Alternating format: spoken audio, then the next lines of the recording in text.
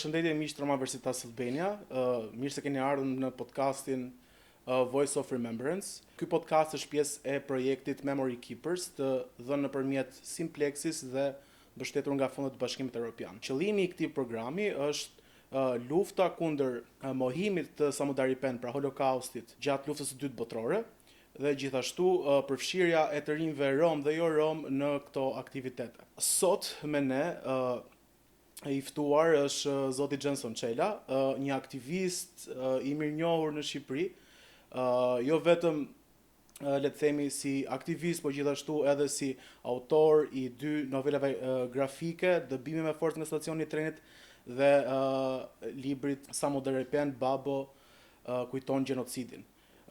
Jenson, mirë se vjen. Faleminderit për ftesën. Dhe një herë desha të falenderoj për pjesëmarrjen tënde dhe faktikisht dhe për gjithë kontributin që ti ke dhënë në kuadër të ruajtjes, le të themi,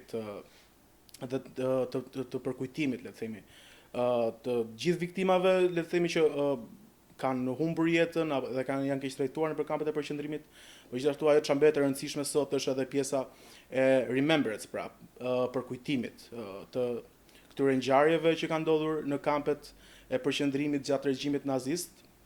Dhe pyetja ime për ty është pse është e rëndësishme remembrance, pra kujtesa historike? S'parim lejo dhe herë të falenderoj për ftesën. Është shumë kënaqësi të ndodhem në mjediset e Roma Universitas Albania dhe ju përgëzoj për iniciativën dhe për zbatimin e këtij projekti shumë domethënës, që nuk ka vetëm domethënie për të rinjt dhe të reja të Rome, por gjithashtu edhe për publikun e gjerë, sepse trajton një temë e cila mbark në vetvete tema dhe mesazhe universale që prekin çdo lloj popullsie, çdo lloj kombi, çdo lloj etnie, pa dashur të përdor termin racë dhe pavarësisht se ekziston, por që prek për shkak të universalitetit të mesazheve që ka.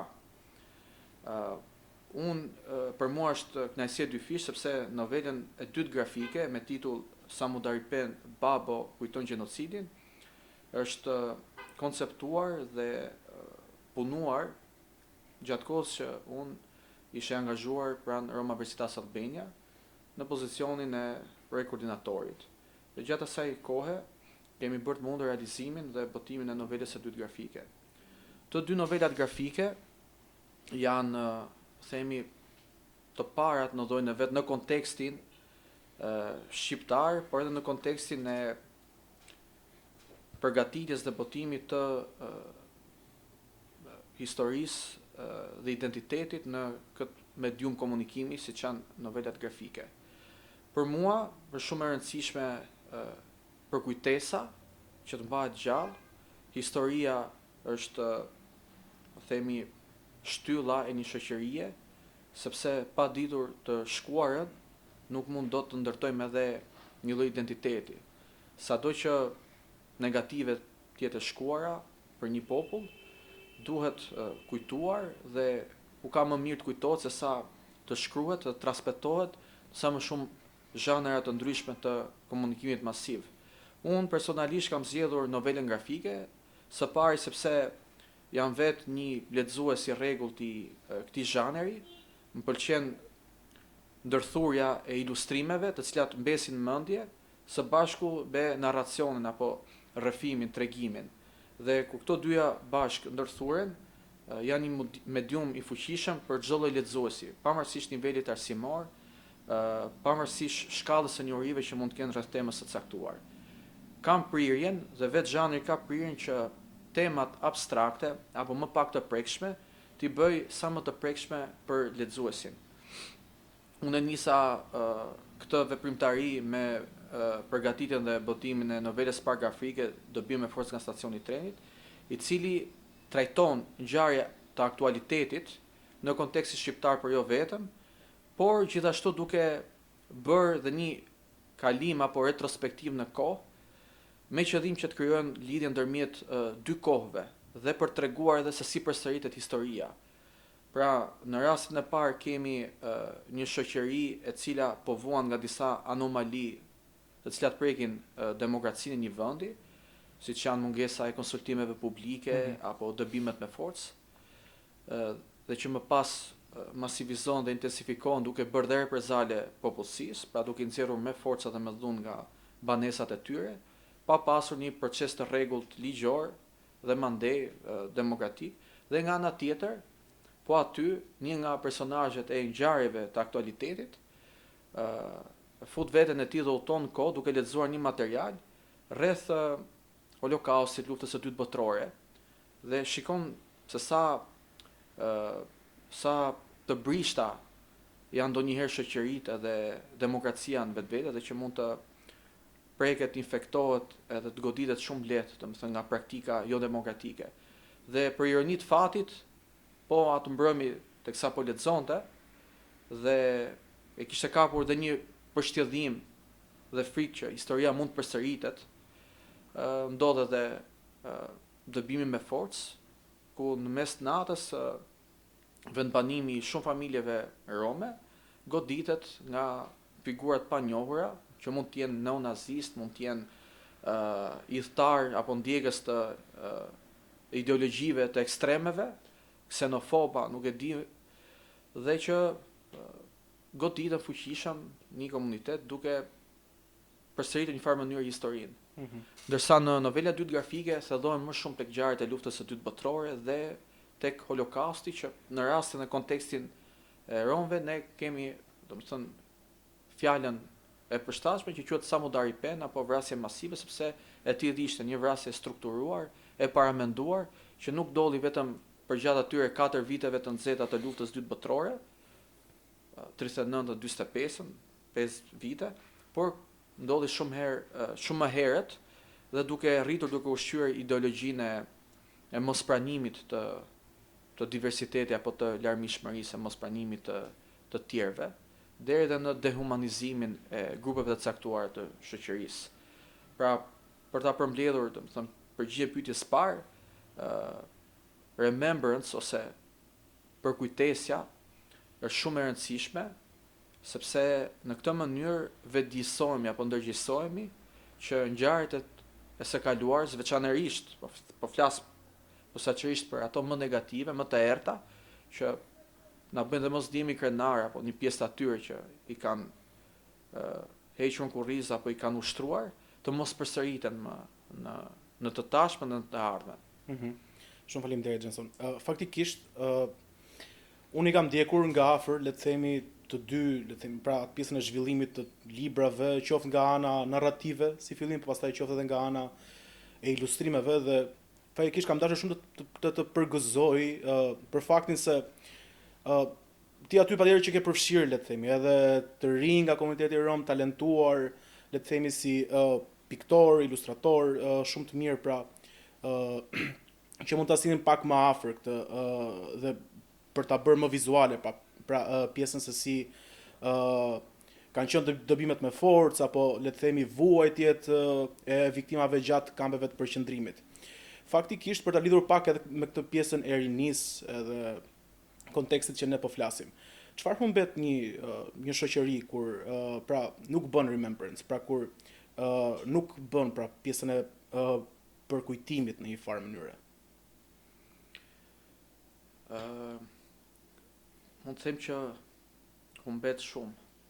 Pra, humbet një pjesë e historisë, ka zëra ose lëvizje, cilat përpiqen që të fshin një pjesë të historisë, për shkak se mund të ketë qenë raciste, mund të ketë qenë diktatoriale, apo mund të ketë qenë në ndikimin e rrymave represive të një shoqërie. Kujtojmë tu të kaluarën komuniste të vendit tonë, kur ishte sistemi monopartiak, apo edhe historinë që lidhet me kolonizatorët, apo me konfederatistët të cilët dëshironin që sistemi i skllavopronar, pra sistemi skllavopronar të vijonte. Po marr këtu rastin e Shteteve të Bashkuara të Amerikës para luftës civile. Por jam i mendimit që historia, sado ngjarjet këqija të mbarti në vetvete, sado që të mos ndjehemi krenar ose të përpiqemi që ta fshim, sepse mund të krijojë dhe atë efektin e kundërt të rrisimit të një lloji nostalgjie, unë mendoj që duhet kujtuar, duhet përkujtuar, por me mesazhin e qartë që ka ngjarje të cilat nuk duhet kurrësi të përsëriten më. Për shembull, po marr këtu sistemin monopartiak që kemi pasur në kohën e regjimit komunist që më pas kaloi në diktaturë, dhe kinematografin shqiptare. Shumë të rinj të cilët nuk e kanë jetuar atë periudhë, kur shohim filmat shqiptar, gjithë mendojnë që sa kohë begat pas ka qenë atëherë, njerëzit ishin jo vetëm të disiplinuar, por shumë të edukuar, shumë të ndërgjegjësuar. Është e propaganda pra që ishte një lloj propagande për të rritur ato vlerat e njeriut socialist. Për këtë duhet të jemi gjithashtu të vetëdijsuar që ka ekzistuar një propagandë dhe që përveç pra të shijojmë nga ana artistike filmat shqiptar të asaj kohe, duhet edhe të jemi të ndërgjegjshëm që ka pasur një vijë propagandistike nga mbrapa, nga partia shtet. Dhe të jemi pra të aftë edhe të kapacituar se të edukuar që ta bëjmë të dallim dhe të mund të qërojmë ato pjesët që nuk na duhen nga historia, po marr filmat shqiptar apo gjithë propagandën e saj kohe. Edhe nazistët, para se të vinë në pushtet, luajtën shumë me propagandën. Propaganda ka gjithmonë në histori ca të mirë dhe ca të këqij dhe që do të luftojmë këto të këqijnë që po na prishin shoqërinë dhe vlerat demokratike apo shoqërore. Edhe në rast se luftës së dytë botërore ka mendime të ndryshme, të cilat hedhin poshtë dhe shprehen se nuk duhet viktimizohemi. Pra, Romët nuk duhet viktimizohen. Por gjithashtu ka fakte që mbas luftës së dytë botërore Romëve për shumë dekada i është mohuar e drejta e njohjes së gjenocidit që është bërë kundër tyre. Pra, një farë mënyre nazistët donin ta fshinin fare këtë të vërtet historike dhe më pas u bërë shumë luftë, shumë përpjekje, shumë advokim, shumë lobim që të njihej kjo e vërtet historike sepse do të fshihej fare. Dhe duke pasur këtë në mendje, përpjekjet do të vazhdojnë që të zbulojnë më tej, të nxjerrin më tej në dritë gjithë elementet e mundshme të asaj që një popull i tërë ka përjetuar dhe që shumë vonë i është njohur dhe i është kompensuar ajo plagë edhe ato humbje që janë të pakompensueshme në fund ditës. Prandaj mendoj që aktivitetet sa më inovatore të jenë, duhet që të jepet mundësia të rinjve dhe të rejave, organizatave të shoqërisë civile të shumë fishojnë. Patjetër. Dhe të angazhojnë edhe të rinjt, pse jo, sepse duhet të respektohet historia. Faktikisht, për të lidhur pak edhe me ndërhyrjen me projektin që ne jemi duke bërë, seria e podcasteve është vetëm, le të themi, një komponent, le të themi, i këtij projekti dhe gjithashtu jemi marrë shumë e pjesën e ndarjes, pra, se informacionet si fillim, me të rinj Rom apo jo Rom, duke bërë, le të themi, sesione informuese lidhur me Holokaustin apo sa më të aripen që mund ta themi. Dhe faktikisht kam vënë re që ka pasur një mungesë informacioni, le të themi, ekstreme. Duke filluar, le të themi, që nga le të themi Holokausti i hebrejve, që le të themi është diçka e dokumentuar dhe që mendoj që dhe të dhënat, le të themi, dokumentet, shkrimet pra ekzistojnë dhe patjetër që janë të aksesueshme për që çdo njeri mund të marrë informacion prej tyre, pra është aksesi për gjëra të tilla. Por ama për ne, le të themi, në një farë mënyrë gjithmonë ka munguar kjo pjesë dhe gjatë një sesioni trajnimi faktikisht i kam vendosur dhe le të themi versionin e librit tënd, Babo kujton gjenocidin, në versionin pra video, pasi është vënë edhe, le të themi, në një skenë teatrale, por gjithashtu edhe libri Aldos që pra ka qenë në versionin audiobook.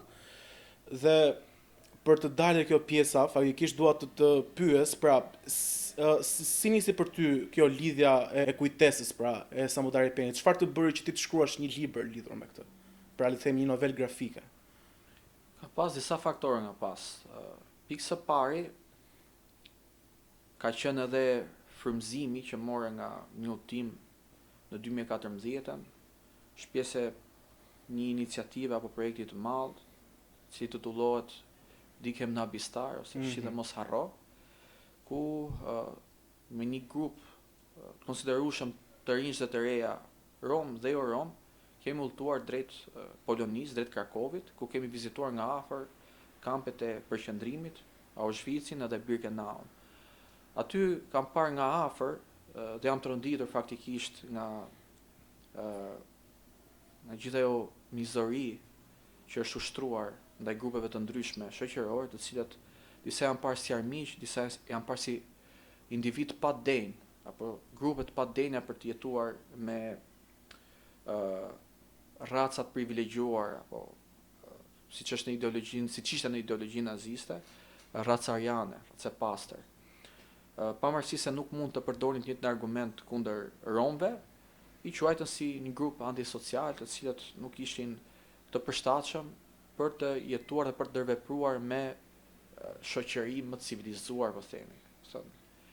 Janë ideologjia që për mendimin tim jo vetëm që janë shumë prapambetur të duhet të ishin kaluar që në kohën e Mesjetës, por janë edhe të rrezikshme, sepse pam edhe çfarë pasojash botërore sollën. Kjo ka qenë një shtys e fuqishme, dhe unë kam tendencën që të vënd veprim për vojat që fitoj, qoftë në trajnime, qoftë në workshope, qoftë në vizita studimore. Pra mendoj që unë arrita, kisha mundësinë të shoh nga afër, të ndjej nga afër të gjitha të memorie, kujtesë kolektive aty. Pavarësisht se në nota shumë tragjike, të shohësh ato pamje janë vërtet ronditse. Dhe për ata të cilët nuk kanë mundësi për t'i parë nga afër, mendova që në një të ardhme të afërt dhe nuk vënoj dhe shumë, të shkruaja një libër apo një farë mënyrë të përcjellja t'i ndaja. Disa mund të thonë që janë të aksesueshme online edhe mund të shohin foto, por e rëndësishme për mua ishte që të ndërthurja edhe me ngjarje të aktualitetit, për të dhënë mesazhe që po nuk u treguam të kujdesshëm, po nuk ngritëm zërin, po nuk i rëm këmbanës alarmit, historia mund të përsëritet, sepse fillon me ngjarje të vogla që shpeshherë kalojnë pa u vënë re, derisa intensifikohen edhe kthehen në normë. Dhe për këtë duhet të jemi të kujdesshëm. Jo vetëm Romët, por çdo grup tjetër që nesër pas nesër mund të shihet me syrin e nënçmimit apo përçmimit. Një shtys tjetër që lidhet me ngjarjet e aktualitetit ka qenë edhe gjithë angazhimi im si aktivist për drejtën e strehimit, për drejtën e trajtimit në mënyrë të barabartë, por jo thjesht të barabartë, por në mënyrë të drejtë. Se ndonjëherë ka rregulla, ka ligje, është legjislacioni që i trajton të gjithë qytetarët si të barabartë përpara ligjit, por ndryshimi vjen kur shohim që disa kanë mundësi më të mira apo janë pak më të barabartë se të tjerët, sepse kanë rrjete më të favorshme, vinë nga një shkuar më e mirë, kanë trashëguar ca privilegje nga e kaluar apo kanë privilegje, ndërsa disa të tjerë e nisin edhe me shumë hapa mbrapa. Dhe prandaj që nuk mund të flasim dot një barazi totale moll me moll, por duhet të parë edhe të gjitha elementet historik dhe social dhe mjedisor në shoqëri. Dhe duke angazhuar që në 2012-ën si aktivist edhe mande, në 2014-ën isha në Krakov dhe deri në 2015-ën, 2016-ën, mendova që para se të kaluaj te novela grafike, temën time të diplomës, të studimet master lidhur me politikat publike, t'ja kushtoja kësaj teme. Pra, me në qendër konsultimet publike, niveli i transparencës, niveli i përfshirjes së qytetarëve që i përkas një grupit caktuar, qoftë etnik, qoftë kulturor, qoftë fetar, nuk ka rëndësi. Kjo gjitha këto elemente apo atributet e bëjnë shoqërinë e larmishëm. Edhe jam i mendimit që ne jemi të larmishëm në identitetin tonë, nuk jemi vetëm një gjë, jemi shumë gjëra. Pra nuk s'kemi një identitet statik. Pra. Disa mund thonë që Romët apo s'jemi vetëm Rom, jemi dhe shqiptar, jemi dhe europian. Siç thoshte Sokrati, mos gaboj që jam qytetar i botës. Shumë i zhvilluar për kohën ky dhe koncepti, po pa bërë shumë histori dhe filozofi. Kjo ka qenë shumë e rëndësishme që të gjitha të përvojë që preka nga afër që pash ta kapitalizoja në këtë formë, pra të prodhojnë novel grafike.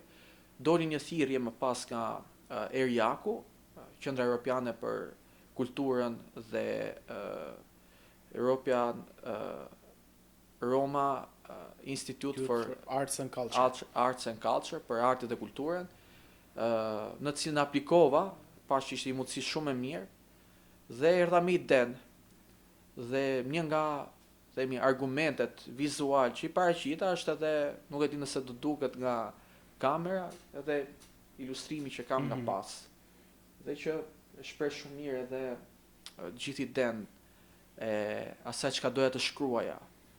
Pra, dobi me forcë, mungesë transparence, mungesë përfshirje, mungesë konsultimesh publike, që ka ndodhur kudo për i të vërtetës.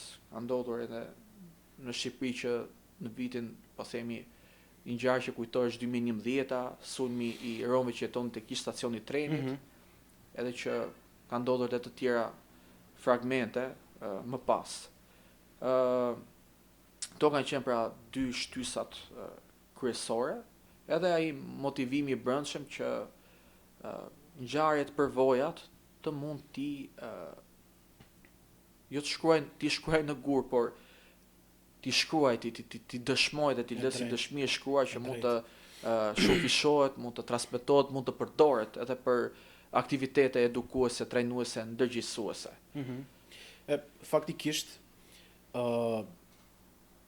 në mënyrë jo formale, pra le të themi dy novelat e tua grafike janë le të themi një dokumentim, le të themi, i historisë në gjuhën shqipe, patjetër pastaj që ekzistojnë edhe materiale të tjera, por që ideja është pra që qasja që krijon, le të themi, novela grafike si metodik, pra si zhanër në një farë mënyrë i një libri, patjetër që është pak më catchy, pra është pak më afër, le të themi, lexuesit, edhe pak më e këndshme për syrin dhe gjitha këto me radhë.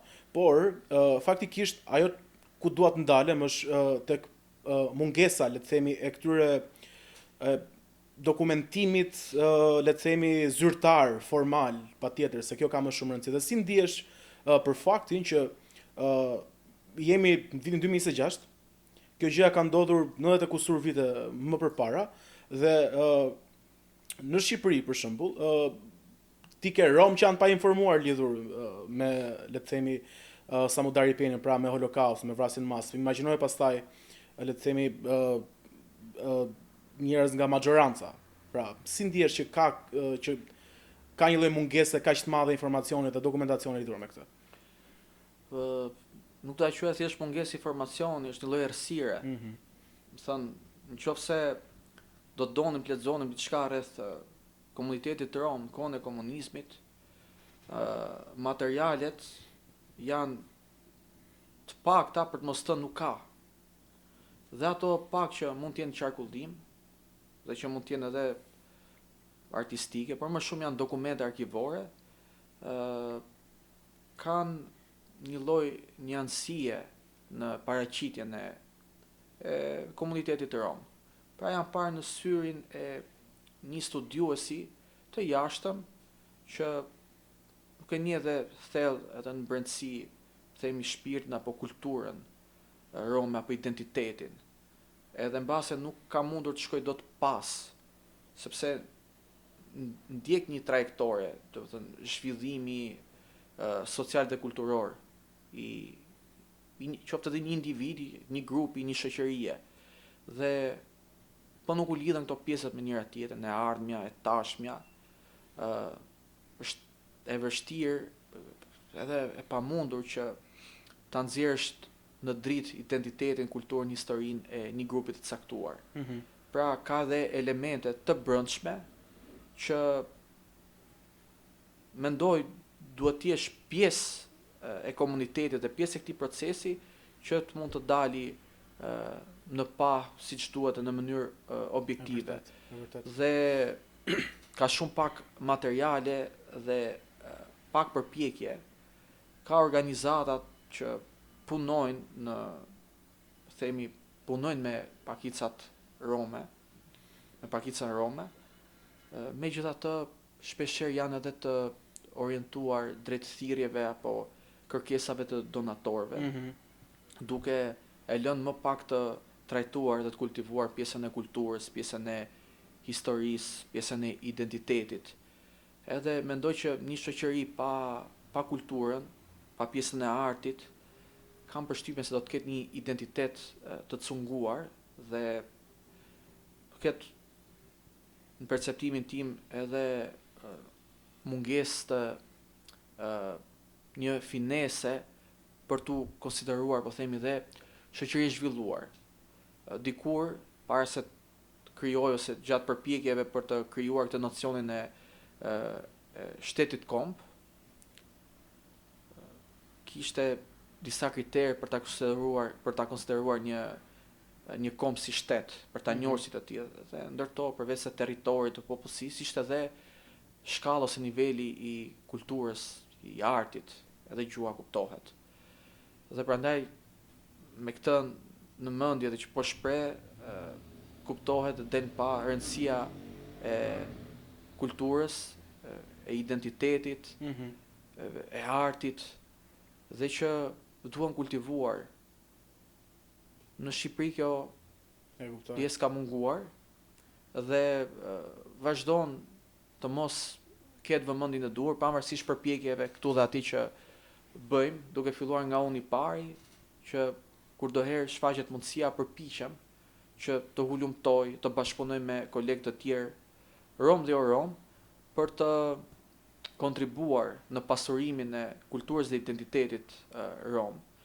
Veçanërisht duke parë në ndërthurje me kulturën e vendit ku po themi prej shekush janë vendosur dhe jetojnë dhe bashkëveprojnë dhe ndërveprojnë me njëri tjetrin. Edhe kjo është e rëndësishme për të dalë në pa, sepse çdo kulturë ka ndikime nga kultura të tjera, nga popujt të tjerë. Edhe kjo e bën edhe më interesante për i të vërtetës. Por po ashtu i sjell edhe më pranë njerëzit me njëri tjetrin. Dhe mendoj që përpjekje të tilla duhet jo vetëm të vazhdojnë, por edhe të shtohen. Një punë të mirë ka bërë, po marr rastin një institucioni publik, Komiteti Kombëtar i Pakicave, që përmes thirrjes për grante për promovimin e kulturës së pakicave, jep mundësinë organizatave të aplikojnë dhe të vinë me ide brenda kritereve të thirrjes për të kontribuar në promovimin, dokumentimin, pasurimin dhe shpërndarjen e kulturës, por edhe të krijimin të këtij kohezioni social dhe kulturor brenda vendit. Dhe gjej rastin dhe të sjell në këtë podcast faktin që organizata Voice of Roma in Albania ka punuar një material të tillë ku unë kam qenë autor, bashkëautor i novelës grafike, e cila dokumenton dhe nxjerr në pa kulturën dhe historinë e romëve të zonës apo të rajonit të Myzeqes. Flasin këtu për romët e Fierit dhe të Lushnjës. Ju mendoj është një kontribut modest, por i vyer për faktin se nuk kemi dokumente të tilla dhe po të marrim parasysh procesin që është bërë, përveç se kanë qenë të angazhuar vetë antarët pakicës rome, por edhe procesi ka ftuar në intervistë njerëz që jetojnë në këtë rajon për të marrë informacion sa më autentik, edhe objektiv, po edhe real, në mënyrë për ta shprehur me ilustrime grafike dhe me tekst, që të jetë e qasshme edhe për njerëzit, jo vetëm për pjesëtarët e komunitetit, por edhe për gjithë bashkëqërinë. E kuptoj. Faktikisht janë gjitha këto kontribute shumë të vyera, pavarësisht se janë, le të themi, në atë, le të themi, kontekstin jo formal, po ajo çfarë do të thoja unë faktikisht në vazhdimsi të asaj që ti përmende, është edhe pjesa e vullnetit politik i cili mungon, dhe faktikisht do të doja shumë që një ditë historia e gjenocidit, po jo vetëm i romëve, pasi le të themi ka pasur shumë viktima që humbën jetën dhe u përsekutuan dhe u vranë gjatë kampet gjatë kohës që kanë vuajtur në kampet e punës, kampet e vdekjes në një farë mënyrë. Do doja shumë që të shikoja edhe në librat historik, qoftë le të jetë një rresht i shkruar për ta. Faktikisht kjo gjëja mungon dhe për aq sa kohë informacioni ndër breza të mungojë dhe të mos përcillet, ne do vuajmë ende nga plaga e diskriminimit, do vuajmë ende nga plaga e përjashtimit edhe të gjitha, le të themi, fenomeneve të këqija që i kanë ndodhur këtij komuniteti. Po faktikisht dua të futem pak më në brendësi të librit të Babos, pasi për mendimin tim është një libër që futet pak më thellë dhe më në brendësi të, le të themi, vuajtjeve dhe mënyrës se si kanë jetuar personat që kanë vuajtur në kampet e përqendrimit. Figura e Babos, domethënë, në mënyrë se si ju e keni konceptuar. Çfarë do të thotë në të vërtetë, domethënë në kontekstin e, le të themi, një njeriu nga minoriteti rom, pra si e ke e ke ndërtuar figurën e Babos, në thonjë. Babo faktikisht vjen edhe në formën e metaforës. Është një moshuar i cili përfaqëson të kaluarën, përfaqëson historinë e së shkuarës, përfaqëson një individ i cili në moshë fare të mitur ka parë të gjitha ato mizoritë e luftës së dytë botërore, pra i ka kaluar, i ka përjetuar në kurriz, ka humbur dhe familjen gjatë luftës së dytë botërore në kampet e përqendrimit, kampet e vdekjes, dhe ai përpiqet në fillim të librit përpiqet i shmanget traumës, se sigurisht njerëzit që kanë arritur të mbijetojnë atyre ngjarjeve të tmerrshme kanë përfunduar edhe me traumë psikologjike të rënda dhe me persekutime të atyre pamjeve dhe imazheve që kush e di sa herë mund t'i kenë zgjuar mes natës nga gjumi, duke menduar që janë preja e një grabitçari që është duke i ndjekur ende. Edhe Babo faktikisht unë e përcjell në novelën grafike si një moment rastësie ku personazhi tjetër, Aldo, e pyet në mënyrë shumë gjenuine, naive, se çfarë përfaqësonte një tatuazh çuditshëm që kishte në kyçin e dorës. Ai ishte një timbrim, ishte një lloj damk që si kodifikim në një farë mënyrë, po. Pra, dhe vetë ai kodi tek kyçi dorës Babos, por edhe shumë romëve të tjerë që kanë qenë mbyllur atje te kampet e përqendrimit, por edhe përpara ka një mesazh të frikshëm, ka një të vërtet frikshme historike që njerëzit nuk trajtoheshin si njerëz, ishin thjesht numra, ishin thjesht objekte që ti mbroshin dhe mund të përfundonin në thertoren më të afërt në kohë. E kuptoj.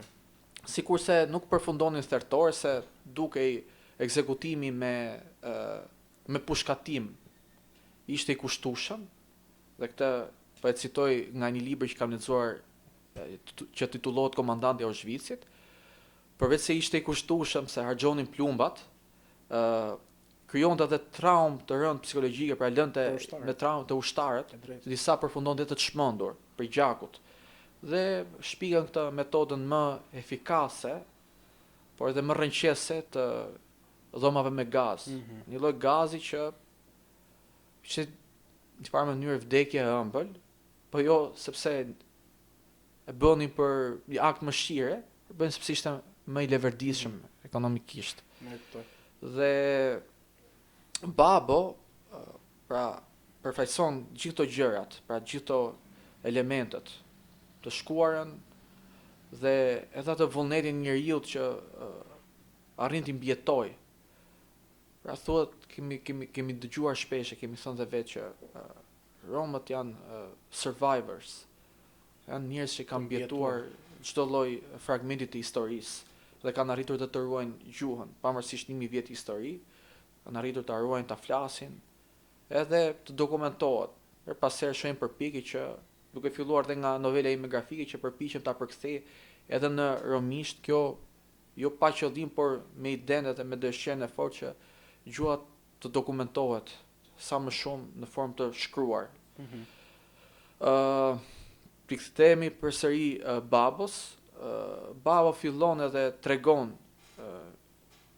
ngjarjet, historinë e vet Aldos, dhe kjo si edhe një moment të trashëgimisë kulturore, po dhe trashëgimisë së historisë, pra transmetimit nga një gjenerat tjetër, sepse Aldo pavarësisht se ishte Rom vet, nuk e dinte, nuk kishte informacion, nuk kishte djenia aq më tepër që kishte një burr të moshuar aty në lagje që pra babo pas ka qenë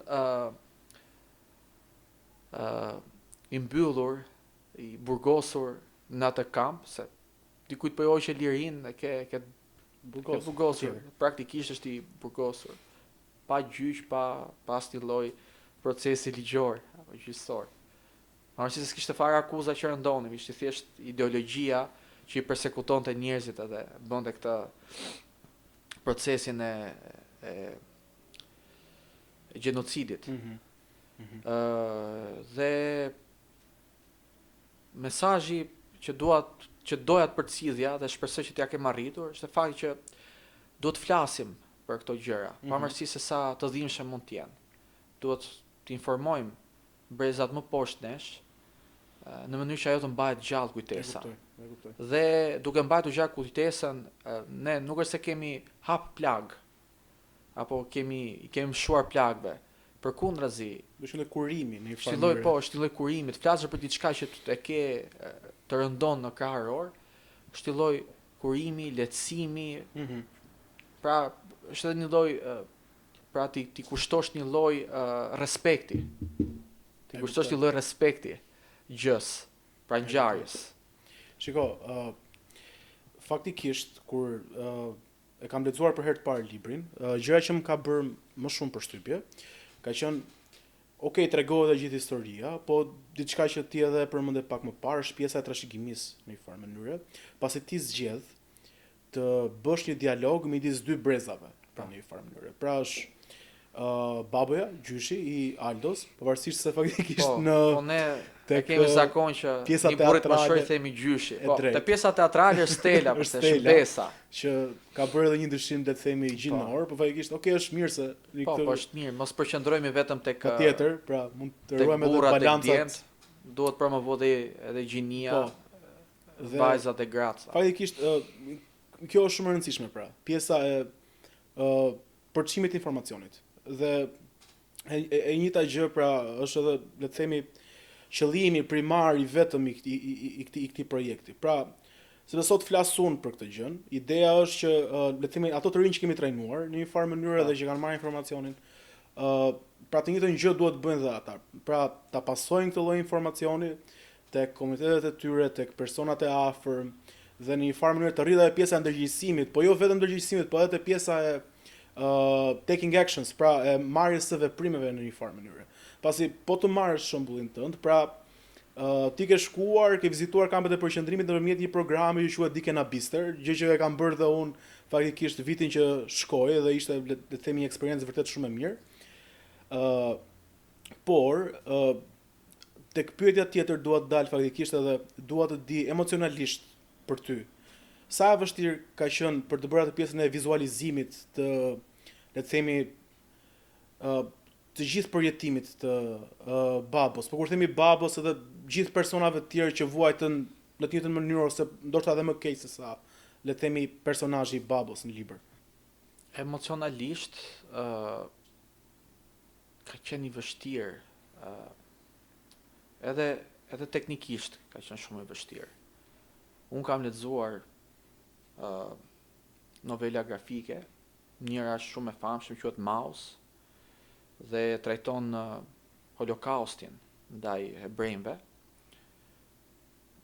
praktikisht autori ka përdor teknikën e La Fontaine që përdor krijesat, pra gjallësa të tjera për të personifikuar njerëzit. Qoftë i parë njerëzore, pra karakteristikat e karakterit. Ka qenë shumë rrënqese ta lexoja, po dhe vizualisht. Por unë duke pasur në mendje që novelat e mia grafike do shpërndaheshin në shkolla, në gjimnaze, doja që të mos e bëja Kaq organike do të thonë, e kuptoj. Doja ta bëja pra Duke ruajtur atë standardin etik të gjës do të thuash. jo vetëm etik, doja që ta bëja të përshtatshëm për lexuesit e vegjël. Aha, okay. Pra mos t'ishte shumë e dhunshme. Holokausti është i dhunshëm, është jashtëzakonisht i dhunshëm. Ka vrasje, ka ngjarje nga më të frikshmet. Ton njerëz që detyrohen bëjnë gjëra.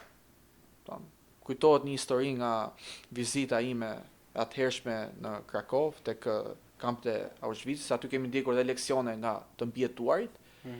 Dhe dikush që shkoi me vonesë në punën slavëruese edhe poshtëruese, e detyruan që jo e detyruan, por e morën e zhytën tek liçeni, tek një liçen aty, një tip rezervuari, e zhytën aty gati sa për ta mbytur, që di se sa ujë piu. Gjë e cila është edhe tek memoriet e babës. Është tek memoriet e babës, por aty një detaj shumë i frikshëm ishte që ky krematoriumi, kur mbas llomave të gazit që asfiksoheshin, i digjnin. Po, pra për gjithë ata që le të themi nuk kanë informacion lidhur me krematoriumin, pra ka qenë një dhomë djegjeje në një farë mënyrë. Po, digjeshin aty trupat e pajet. Viktimat pasi merreshin pra nga dhomat e gazit, hidheshin për t'u djegur në mënyrë që mos mbeste as nam as të shan.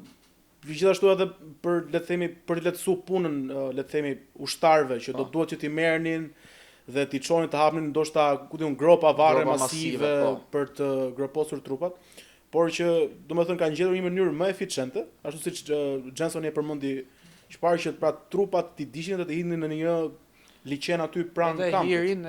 Dhe kjo është aty. E tmerrshme. Dhe aty gjystin këta të cilët vinin me vonesë apo nuk performonin mirë.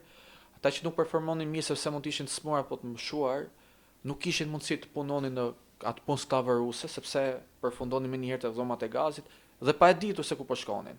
Se kjo është nga gjërat tragjike që njerëzit e merrnin vesh në fund fare kur lëshoi gazi nga koka e dushit që duhet dalë uji. Aty e kuptoni që modeli nuk e kupton ç'po ndodhte sepse dhe nuk e dinin njerëzit se çfarë i priste. Dhe i gjystin aty, pra, imagjinoje në atë liçenin që kishte hirin e sa njerëzve ishin përfunduar në krematorium, dhe kushdo që do ketë mundësinë ta shohë podcastin, e ftoj dhe kërkoj kopje të novelës grafike, lexoj pak më shumë, nuk duhet parë gjëja si e papërshtatshme, prandaj dhe unë jam përpjekur që mos futem në shumë detaje, kam edhe fjalën e dur, detajet frikshme. Pra, të mos e shpreh me atë larkurësinë që ngjarjet kanë ndodhur, por ta ruaj pak më butë gjuhën edhe ilustrimet, që mos trondis lexuesit e vegjël. Pra, procesi duhet marrë pak e nga pak, pra. Mund të lexosh novelën grafike, më pas me kalimin e kohës apo kur je pak më i rritur lexon diçka që ka përmbajtje më të fortë. Dhe për këtë kam zgjedhur domethënë që ka qenë e vështirë sepse ilustruesi duhet të futej në kokën time, por duhet ishte edhe i mirë informuar. Nuk e di se sa të mirë informuar apo të mirë lexuar kanë qenë kolegët që kanë bërë ilustrimet, por unë jam përpjekur që t'i jap materiale të nevojshme, të jenë familjar me të jenë familjar me përmbajtjen e informacionit, madje edhe të shohin dhe të hulumtojnë vetë. Dhe besoj që kanë arritur në mënyrë të kënaqshme atë që un kam dashur të shoh. Dhe nga feedbacku që kam marrë dhe nga lexues të tjerë pasi i është dhënë kopje novelës grafike, kanë shprehur përshtypje pozitive. E kuptoj. është dukur interesante, e lehtë për t'u lexuar. Pra, kjo novela grafike Franco që ti e ke dhe që po e tregojmë, për një lexues, Mund ta tregosh edhe nga pjesa e Po. ilustrimeve, po, pasi është vërtet shumë, le të themi, e arrirë Po. edhe nga ana teknike, realisht domethënë është një lexues të Goxha mund ta e bukur. lexoj për 2 orë, duke shijuar edhe ilustrimet. Pra nuk të merr kohë, mund të mësosh shumë, mund të rritet oreksi për të thelluar edhe më shumë në këto temat që nuk janë tema që përkasin vetëm një komuniteti, mendoj unë, janë universale, siç u shpreh edhe në fillim të intervistës. Dhe mjafton të kesh dëshirë, por është dhe për kulturë demokratike. E vërtet. Don, e sepse vërtet. sot ka ngjarje të ndryshme që rrezikojnë demokracinë, rrezikojnë shoqëritë. Dhe prandaj duhet të jemi sëqel dhe sa më të informuar. Shiko, Që mos bim dhe prej dezinformimit, se ka shumë retorika anti-rome që qarkullon vërtall. Më pak në Shqipëri, por më shumë në rajon.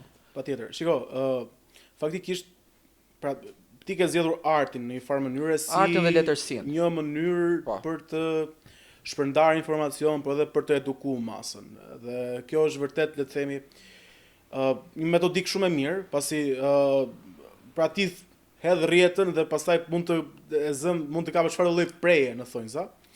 Duke ndoshta tek libri limita mund ta kenë lexuar edhe njerëz ku diun që ndoshta ata mund ta kenë mbështetur atë çfarë ndoshta bën nazistët në atë periudhë, kështu që pra nëpërmjet librit ti ke mundësi që në një farë mënyrë ta bësh të aksesueshëm gjën për një masë të gjerë, pra lexuesish. Por le të themi arti e vetmja formë edukimi dhe shpërndarje informacioni lidhur me Holokaustin. Jo vetëm arti, informacioni, mesazhi mund të shpërndahet në format më të ndryshme. Kjo varet shumë dhe nga grupi i synuar. Pra, që mund të jetë lexuesit apo shikuesit, spektatorët, mund të jetë një pjesë teatrale, mund të jetë një libër, roman apo libër me tregime të shkurtra që tregon gjithë secili mund të tregojë të kaluarën e vet aty. Pra, po flas tu po i referojmë të mbijetuarve të kampeve të përqendrimit luftës dytë botërore, mund të jenë poezi. Ka autorë rom që kanë shkruar poezi forta emocionalisht, pra një ngarkesë emocionale që arrin të depërtojë tek lexuesi. Por mund të jenë edhe komiks, pra jo novel grafike, por thjesht disa ilustrime që mund të jenë 3, mund të jetë dhe qoftë një vetme.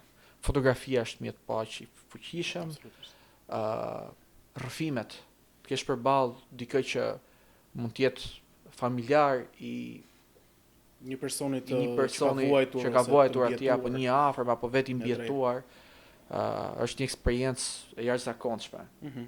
Mjafton që të jemi edhe pak krijues, të njohim pak ose të piketojmë grupin e synuar që duam t'i paraqesim këtë burim informacioni, këtë alternativë dhe gjithsecili del vetë në përfundime.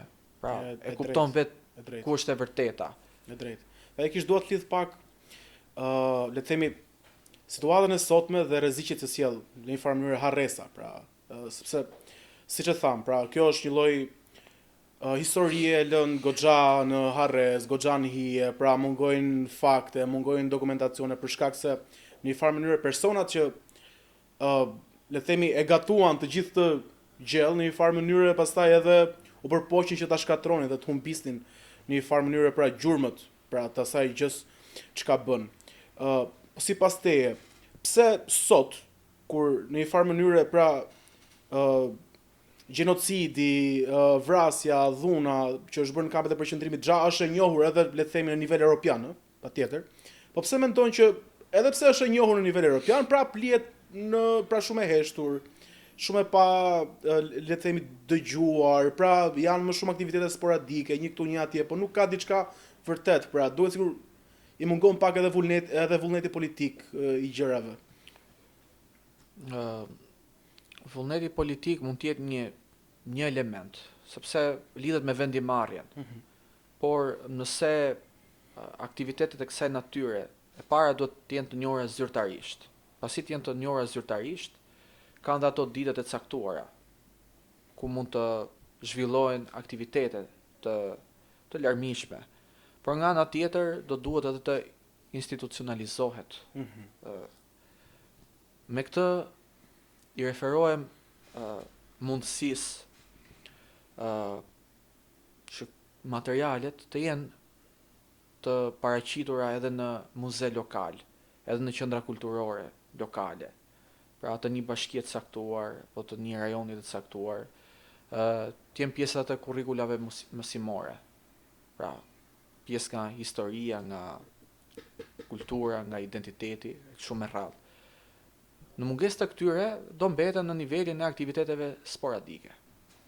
Çfarë rreziku mendon se sjell, le të themi, kjo pjesa e të bërit, le të themi, të fshehur këtë pjesën e historisë. Pra, në një farë mënyrë të gjapo përballemi me pasojat e mbajtjes së fshehur, pra që janë gjitha përjashtim, diskriminime, gjitha këto me radhë. Por a ka gjëra të tjera që mendojnë që janë, pra, si rrisje? Po, themi edhe për të ardhmen. Unë do ta paraqes shumë shkurt për juve. Jeni i njohur dhe ndjeni me hapësirën publike. Hapësira publike për fat keq është e aksesueshme, nuk do të thëja për fat keq, por është e aksesueshme nga të gjithë. Dhe nga ata që nuk mbajnë asnjë lloj përgjegjësie publike. Hedhin në hapësirën publike, virtuale, çfarë do lloj informacioni, edhe kur nuk është i çekuar, edhe kur nuk është i mirë studiuar, dhe që përfundon shpeshherë edhe në dezinformim, edhe keq informim. Dhe kjo është hapësira publike. Tani ajo do të mbushur, do mbushet, çdo që të jetë. Po nuk e mbush edhe me informacione, materiale ndërgjegjësuese, do lësh hapësirën që të ketë vetëm ato materiale të cilat mund të çojnë edhe në dezinformim. Pra duhet arritur një lloj balance. Dhe këtë që duhet të bëjmë. Pra këtë hapësirën publike të japim dhe ne kontributin ton. Pra të uftojmë dhe ne për atë spotin, për atë vëmendjen, që të edukojmë publikun, qytetarët, njerëzit. Dhe pyetja e fundit dhe për ta mbyllur këtë podcast, çfarë mesazhi do të jepi sot të rinjve, le të themi, cilat mund të kenë ndoshta dëshirë ose thjesht janë duke menduar që të përfshihen, le të themi, në aktivitete lidhur me mbajtjes gjallë të, le të themi, përkujtimit dhe le të themi çimit përpara të kësaj kauze. Do të sugjeroj aktivitetin më të thjesht mundshëm. Që nga bisedat në kafe. Mund të flasim për emisione televizive, nga këto që kanë audiencë të madhe dhe të gjerë, por mund të flasim edhe për këto temat e tjera, nga historia, nga tema kulturore, mund të flasim edhe për artin, dhe do sugjeroja fort që të flasim për këto tema. Sa më shumë të flasim për këto tema, aq më shumë do vim me informacion të re ditën e nesërme te kafe Rallës. Dhe deri tek ndërmarrja e iniciativave, po jo vetëm ndërmarrja e iniciativave, se këtë e shoh si nivelin më të lartë të angazhimit, po deri tek pjesëmarrja në iniciativa. Edhe kjo është shumë e rëndësishme. Sepse mund të informohen. Shërben si hap fillestar, domethënë. Patjetër, dhe si nxitje. Edhe unë pata një nxitje të jashtme që më nxiti së brendshmi që të ndërmerrja një iniciativë vetjake, por duke pasur gjithmonë në mendje interesin e komunitetit rom. Duhet ta bëjnë këtë gjë dhe mos të tregojnë indiferent. Që nuk i takon, apo që çfarë mund të bëjnë ata, apo çfarë fuqie kanë ata, apo që nuk kanë burime, mund të gjenden burimet.